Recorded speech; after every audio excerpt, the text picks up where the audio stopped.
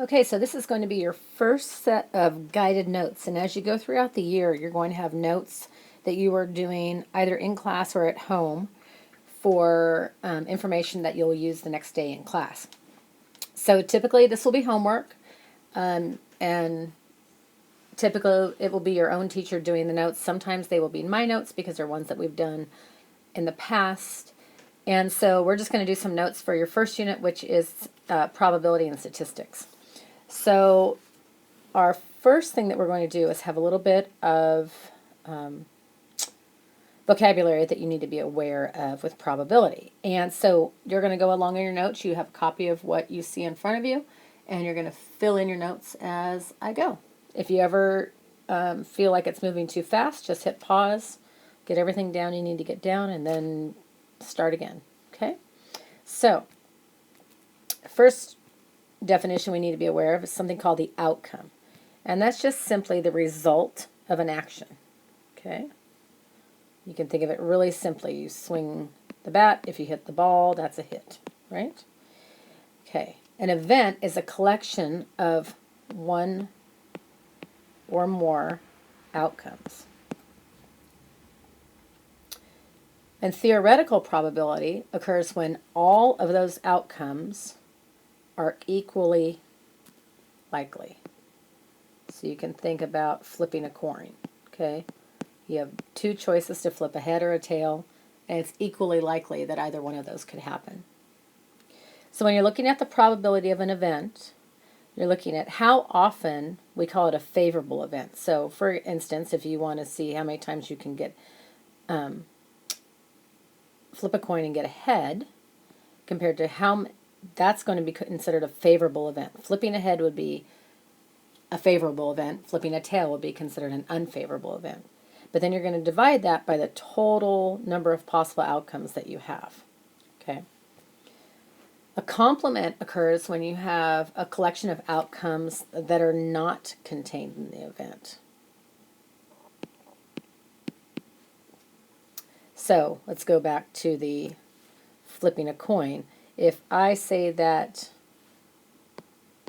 to flip heads is a favorable event, then flipping tails would not be a favorable event.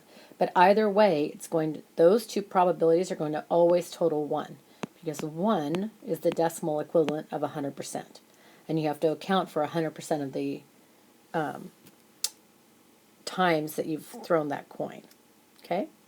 So let's go down and find some simple probabilities. So you select a letter at random from the 5 shown there. Express the following probabilities as a fraction, a decimal, and a percent. So we've got 5 letters total, right? We've got 1, 2, 3, 4, 5. Okay, so we always know that we're choosing out of 5, and we have to see how many are vowels. Well, A is a vowel and E is a vowel.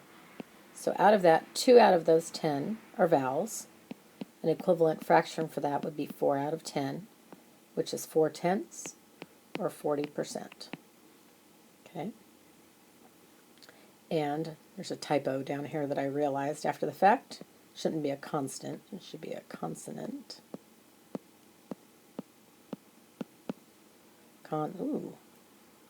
So put an extra A in there.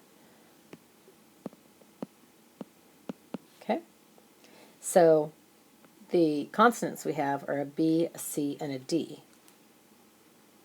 So out of those 5 letters, 3 are consonants. That's the equivalent of 6 over 10, or 0.6, or 60%.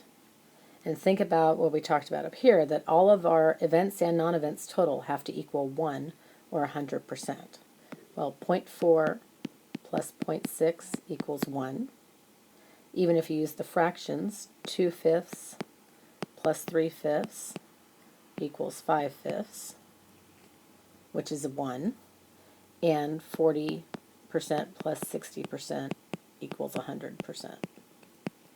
Okay?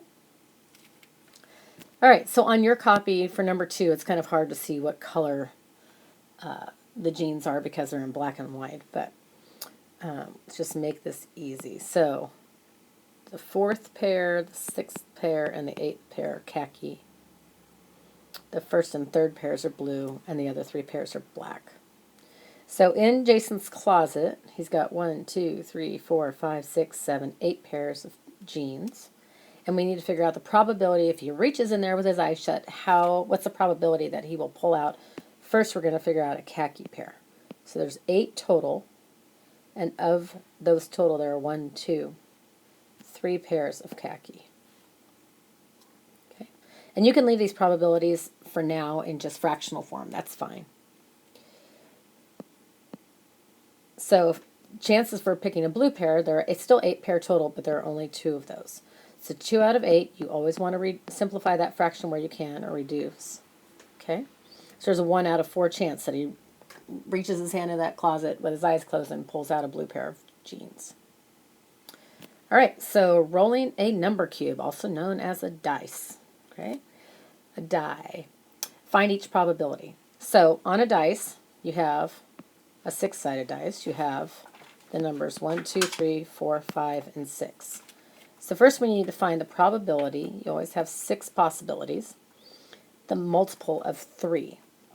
Well, the only numbers down here, 1 is not a multiple of 3, 2 is not, 3 is, 4 is not, 5 is not, 6 is. So out of those, you've got 2 out of the 6 numbers are multiples of 3. So you have a 1 out of 3 chance of rolling a multiple of 3. Let's go down to B. What's the probability of rolling a number that is not a multiple of 2? So the ones that are not a multiple of 2 would be our odd numbers, right? So we've got 1, 3, and 5. So you have a 3 out of 6 chance, which reduces to a 1 out of 2 chance of rolling a number that is not a multiple of 2. Now let's think about C. We still have 6 sides on that die, but what's the probability of choosing a 9? Well, 9 is not going to appear on a 6-sided die, so there's a 0% chance that that's going to happen. Okay, it's not possible because 9 doesn't exist on that die. Okay, those are your notes for 1-1. Easy, right?